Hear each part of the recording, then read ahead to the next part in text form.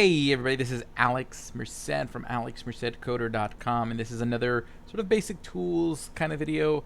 And in this case, it's the Chrome DevTools. What I'm gonna do is just take a tour through how they work. So what I'm gonna do is create a little mini project. So let's just create we'll just call this DevTools, the folder. Create a index.html, and we'll create an app.js. Let me just do the usual wiring up, create the boilerplate here, boop. And then I want to wire up the app.js in here, so script, source, app.js. I'm going to add the defer keyword, and that's good to go. Okay, so let's just put it like an H1. Hello world. Just so we have something on the screen. I'm going to open this up in live server. So this is an extension here in VS Code. Open with live server. And to bring up the DevTools, I'm going to right click. You see, you just go to inspect, which is on Linux where I'm at right now, Control-Shift-I. Where you bring up, it's going to bring up this window. And this window can be moved around. So if you want to dock it somewhere else. So there's these three little dots here, and I can change where it's located at. Wherever you feel like having it. You can even have it pulled out and become its own little thing like that. You know, if I wanted to do something like this. Oh, didn't want to do that. Let's say I do want to do this, and then make the browser the other half of the window, like that. Okay, now I have the DevTools on this side. So I can do that. Now, the DevTools have several different pieces here that are very useful. First thing that's useful is this little button right here. What this button does, if I click on it, see now it's blue, I can highlight different parts of my HTML and it'll give me the details of that element. So see, this is an H1 and there's the color and properties of it, the size of it. That can be pretty useful. Okay, and see, it also brings it up in the DOM or the HTML. Okay, so see, it shows me exactly where that is in the current running HTML, or what's referred to as the document object. Cool. I can also do this. This is going to allow me to go into a version that's for viewing sort of things in mobile view. So when I'm in this, I can choose from all these different phones, and it'll automatically adjust to the size of that phone, so I can see what the website will look like on that size phone. Then there's this responsive section that allows me to just kind of drag and drop the size. So I can create custom sizing. And, you know, so you can try different things out. You can even change the orientation, however you want to do it. Okay, so that is that. So to get back out of it, just click on it again. But again, now let's get to this element section. This element section right here shows you the current status of the document. Okay, so you can see here there's the head tag with all of its properties in it. There's the body tag with the hello world. And you can actually go in here and edit the tag. And keep in mind, if you're using live server with VS Code, it does inject some extra code down here. So you see like that. It wasn't in my HTML file, but it's there. So oftentimes you might have weird quirks that has to do with the code that VS Code injects in there. But hey, it's pretty convenient. But I can go in here and actually edit the text here. I can just make this cheese and see it changes it here. Okay, so that's pretty useful. I think I can even change the tags. So now I can make this in H2. Okay, so you can change things so that way you can test how things would look, which is pretty useful here. So that's here. Over here you can actually see the CSS styles. So if I go to here, the cheese, these are the current CSS styles. And I think I can create a new style rule. So let's see here, H2. And let's say I want to make the color red. And see, now it's red. And I can change the existing styles. So if I want to change, like right here, the font size for... Let's see, doesn't let me do it. I think that's because it's a default style, so I'd have to do it over here. Font size 2 EMs. 4 EMs. You know, you can play around with it. Now when you edit it here, you're not editing the underlying CSS or HTML files. So they're temporary. These will disappear the minute I refresh the page. And see, now it's back to normal.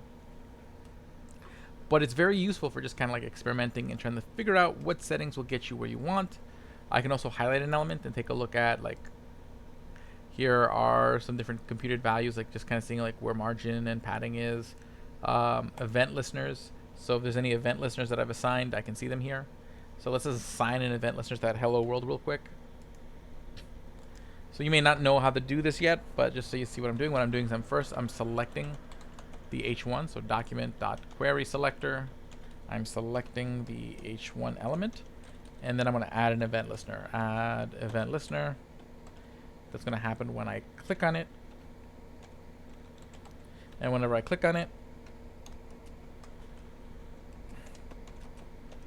I just want there to be an alert box that pops up that says clicked. Okay, so there we go. So now if I go back to my DevTools, okay, and I go back to the H1, so I'll highlight the H1, and see now we see the click listener. We see that it's listed in this list of listeners. Okay, now let's click on it, and it works. See, clicked. But I can see them. I can remove the event listener. So if I remove it, now if I click on it, so again, because sometimes you have overlapping events that might be causing problems with each other, so this just allows me to test them without having to like edit my code and see different situations. And there's some other things here. These I don't think I've used as much. But yeah, those are things that are there. Then there's your JavaScript console. And here you can actually run JavaScript commands. So like let's say I wanted to grab let's create a variable here. So we'll say const my variable equals 5. So you don't see it anywhere in the HTML because I never put it in the screen, but it still exists. It's still in the computer's memory. So I can still type in my var and see it'll come up 5, and I can actually run functions in here. If I define functions, I can just basically, it's basically running with anything that's in the website's JavaScript. Anything that's going on there is loaded up into the memory of the console, and I can use it. So that's cool. So I could actually sit there and add like a new event listener. So let me see. Did I already remove the event listener still? Event listeners. Let me remove it. And I'm going to create a new event listener. So I'll just do the same thing again. Document dot query selector h1 dot add event listener. Click. And all we're going to do now is console.log cheese. There we go. I hit enter. Okay, it's going to return undefined because that function doesn't return anything. But now let's see if the event listener got added.